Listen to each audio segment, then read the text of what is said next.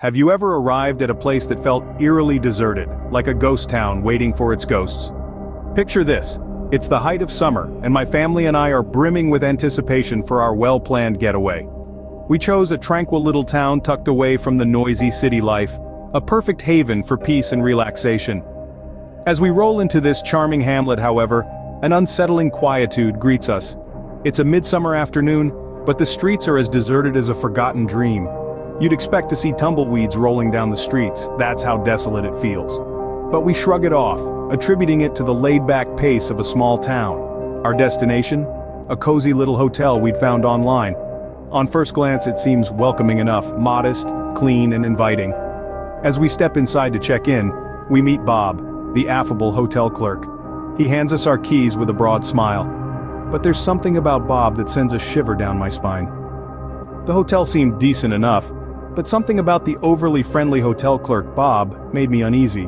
As we ventured out into the town, the silence was deafening. The usually bustling life of a small town was replaced by an eerie stillness that seemed to swallow our every step. It was like walking through a ghost town, the only sound being the distant rustling of leaves. We half expected tumbleweeds to start rolling across our path at any moment. We tried to shake off the unease, attributing it to the unfamiliarity of a new place. But the more we wandered, the more we felt the absence of life. There were no cars parked on the streets, no children playing in the parks, no shopkeepers behind the counters. It was as if the town had been frozen in time, and we were the only ones moving. Our confusion quickly turned into a gnawing sense of dread. We tried calling the hotel's front desk, hoping to find some answers, but as we held the phone to our ears, the absence of a dial tone echoed our growing fear. The line was dead, leaving us cut off from the only other person we knew in this desolate place. As the sun began to dip below the horizon, our panic escalated. The shadows grew long, playing tricks on our eyes and casting an ominous gloom over the already unsettling landscape. The once quaint town now seemed like a macabre stage set for a horror show, and we were the unwilling participants. We hurried back to the hotel, hoping to find solace in its familiar walls. But as we pushed through the front doors, we were met with an unsettling sight. The lobby was as deserted as the rest of the town. The cheerful man named Bob, who had welcomed us just hours before, was nowhere to be found. Our hearts pounded in our chests as we raced up the stairs to our room. But as we reached for the door handle, it refused to turn. It was as if our room was locked from the outside, trapping us in this nightmarish reality. As darkness fell, our fear intensified. The hotel lobby was deserted and our room seemed to be locked from the outside. The silence was no longer just deafening, it was now outright terrifying. The realization hit me like a cold wave: there was no hotel. The words seemed to echo in my head, each syllable a chilling reminder of the reality we were trapped in. This building, once a symbol of cozy retreat, was now a mirage, a phantom of comfort that had lured us into its eerie silence. Our room, once a haven from the unsettling emptiness of the town, was now our prison. The door refused to yield under our frantic attempts to escape, standing as a stern guardian between us and the abandoned streets outside. The chilling truth dawned on us. We were trapped in a place that didn't exist, ensnared in a ghostly illusion that had been meticulously spun around us. The air seemed to grow colder as we grappled with our predicament, the silence of the room amplifying the pounding of our hearts. We were ensnared in the jaws of a mystery that was as terrifying as it was inexplicable. In that moment, fear became our fuel, our driving force. We were a family caught in the grip of an unseen terror, and survival was our only option. We took a collective breath, our resolve hardened by the desperate urgency of our situation. With adrenaline coursing through our veins, we launched ourselves at the door. It was a battle of wills against an unseen force, a struggle against the inexplicable. But the door remained defiant, its silence mocking our efforts. It was then that desperation took over, pushing us to our limits. We needed to escape, to break free from this spectral prison.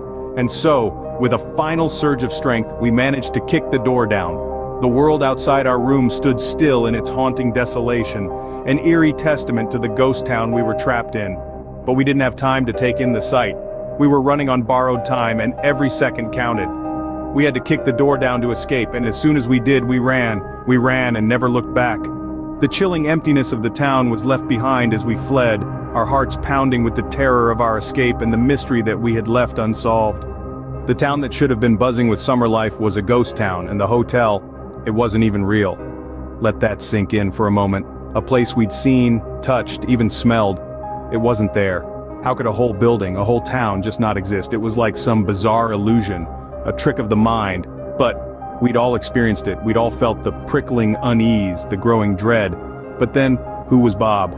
He'd been as real as you or me. His laughter echoing in the empty lobby, the way his eyes sparkled when he handed us the key. I could still picture his face, could still hear his voice in my head. Was he a phantom, a figment of our collective imagination? Or was he, like us, trapped in some twisted reality? The more I pondered, the more questions arose. We'd driven into a town that was on no maps, stayed in a hotel that didn't exist, and met a man who may or may not have been real. It was like we'd slipped into an alternate dimension, a parallel universe where our rules of reality didn't apply. But how did we get there, and more importantly, how did we escape? Could it have been a dream? A shared hallucination, perhaps? But then, how do you explain the tangible fear, the raw panic that we'd all felt? And what about the memories?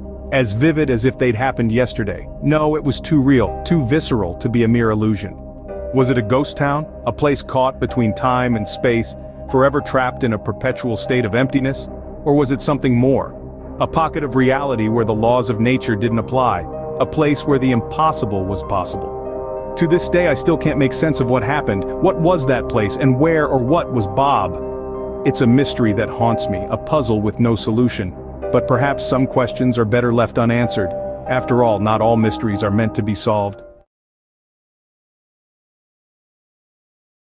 Summer, the season of adventures, had finally arrived.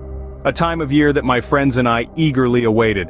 A time that signaled the start of our annual summer adventure. This year it was myself, my buddy Jake, and our mutual friend Tyler. We'd been buzzing with anticipation for weeks, planning our hike, our camping, the whole shebang. Tyler, our resident internet explorer, had stumbled upon this remote forest online. It seemed untouched, unspoiled, and utterly secluded. The perfect spot, we thought, to escape the humdrum of everyday life. So, we loaded up our car with every camping essential you could think of. Tents, coolers, even that old beaten-up guitar Jake insisted he could play. With the car packed to the brim, we hit the road at the crack of dawn. The drive was long, but filled with laughter, music, and an infectious sense of excitement. I suppose the anticipation of adventure can make even the longest journeys bearable. When we finally reached our destination, the sight took our breath away. The forest was a towering cathedral of trees, their leaves whispering secrets to the wind. A symphony of bird songs filled the air, punctuated by the gentle babble of a nearby brook. We set up our camp close to the water's edge, our home for the next few days.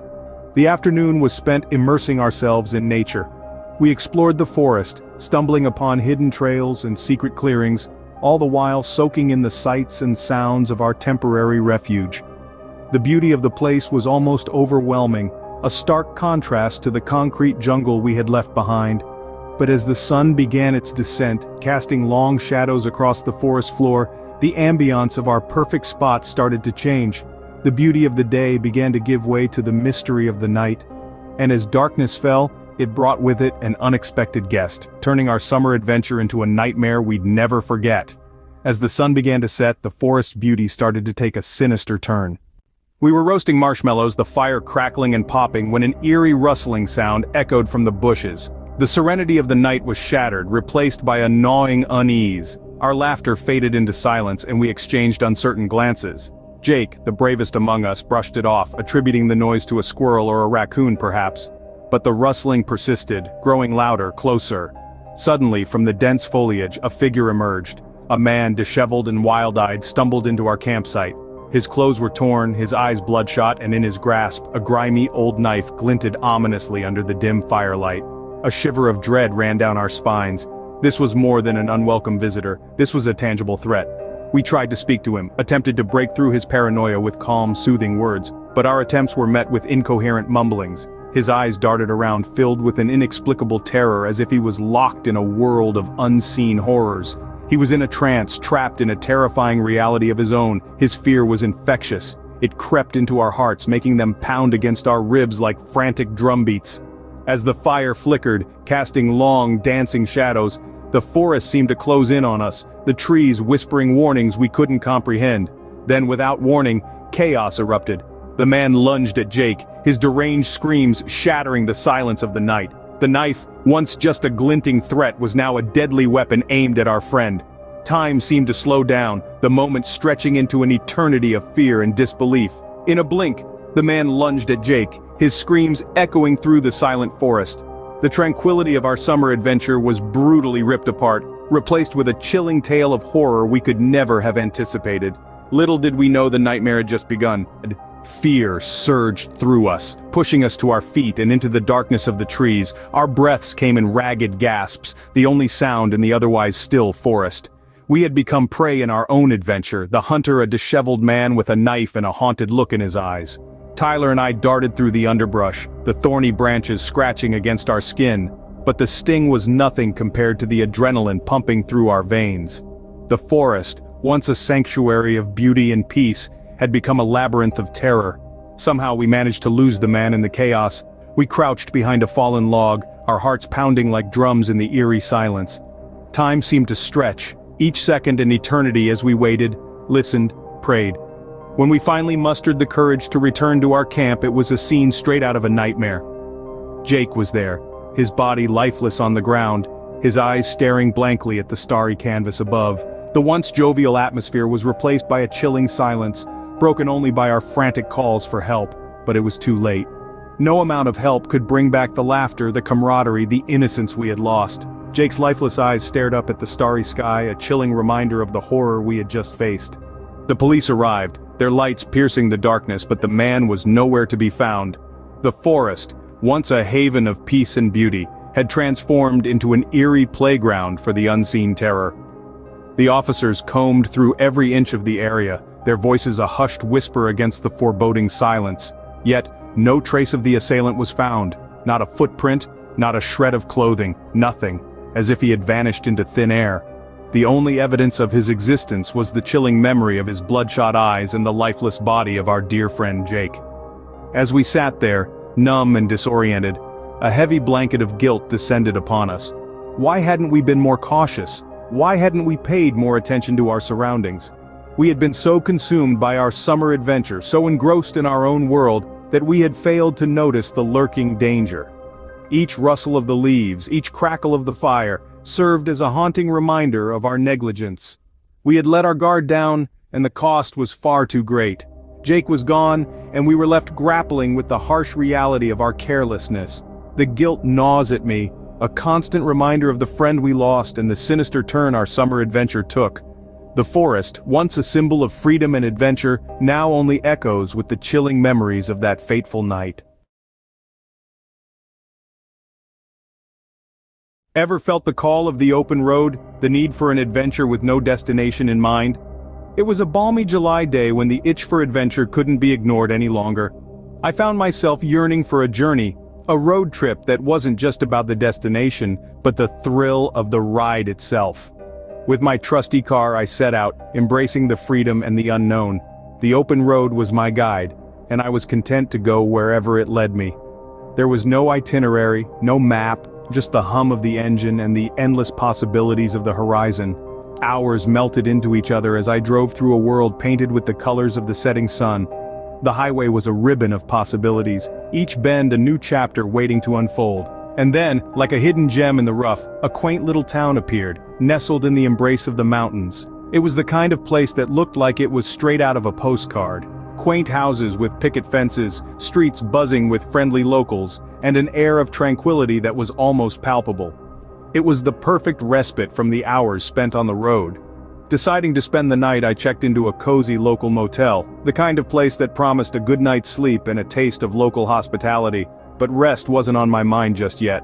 The town, with its charming allure, beckoned me to explore. I was drawn to its beauty like a moth to a flame. Every street corner, every nook and cranny seemed to whisper stories of the past, of lives lived and memories made. It was a symphony of sights and sounds that promised to tell a tale as old as time itself. As a postcard-perfect town unfolded before me, I felt the allure of exploration. Little did I know, my adventure was just beginning. Little did I know, this seemingly innocent town had secrets hidden in its heart, stories that would chill me to the bone. But that's a tale for another time. Have you ever stumbled upon a place so beautiful it feels like a dream? My wandering feet led me to a hidden gem tucked away in the woods, a lake of crystal clarity, a mirror reflecting the azure sky. It was like a scene torn from the pages of a fairy tale, a tranquil oasis amidst the verdant wilderness. A temptation bubbled within me, an irresistible siren's call. Encouraged by the solitude, I shed my clothes down to the simple fabric of my swim trunks. With a running start, I plunged into the cool embrace of the lake, the droplets of water dancing around me like 1,000 tiny stars. The initial shock of the cold soon gave way to a serene calm, a sense of unity with nature. As I splashed about, relishing the freedom of the water, a peculiar sensation began to trickle down my spine. It was a feeling of being watched, a pair of unseen eyes tracking my every move. I tried to dismiss it, chalk it up to an overactive imagination. After all, it was just me and the rustling leaves, the chirping birds, the shimmering water.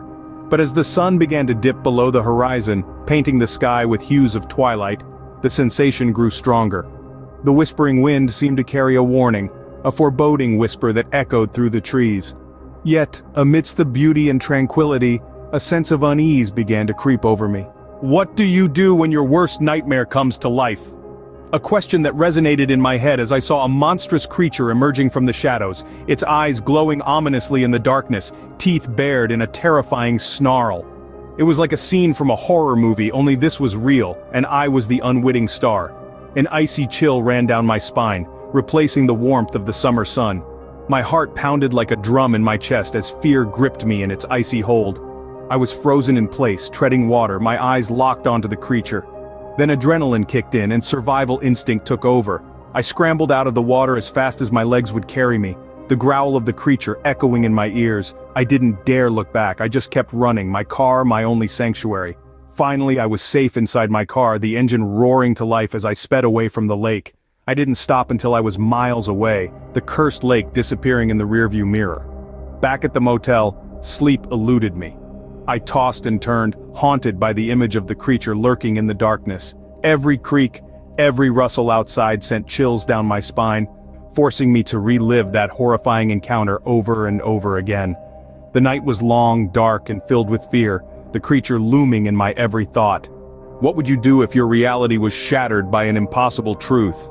As dawn broke, the grip of fear that had held me captive all night loosened just enough to allow a sliver of courage. With the sunlight as my armor, I found myself drawn back to the lake, the scene of my terror. The morning was eerily serene. The lake now a tranquil mirror reflecting the sky, the monstrous creature of the night nowhere in sight. Instead there stood a man, as ordinary as they come, looking out over the placid waters. The sight was so jarringly normal I could almost convince myself that the terrifying events of the previous day were nothing more than an overactive imagination. But the chill running down my spine told a different story. My heart pounded in my chest as I wrestled with the impossibility of what I was seeing. Could I have been mistaken? Was my mind playing tricks on me, or was the creature real, capable of transforming into an ordinary human overnight? The questions swirled in my mind, each one more unsettling than the last. A sense of dread washed over me as I realized the horrifying truth. The monster was real and it walked among us, cloaked in the guise of an ordinary man. The thought was more terrifying than the creature itself, a chilling reminder of the unknown horrors that could be lurking in the shadows, hidden in plain sight. With a shudder, I turned my back on the lake and the man, or whatever he was. The quaint little town that had once seemed so inviting was now tainted with an undercurrent of horror that would forever haunt my memories. I knew then that I couldn't stay another minute. In a matter of moments I was back in my car, the town disappearing in my rearview mirror. The open road beckoned once more, but this time not in the spirit of adventure but of escape. I made a vow to myself then and there I would never return to that cursed lake again. In the light of day, the monster was no more, but the terror it instilled remains, a haunting reminder of the horror that lurks in the shadows.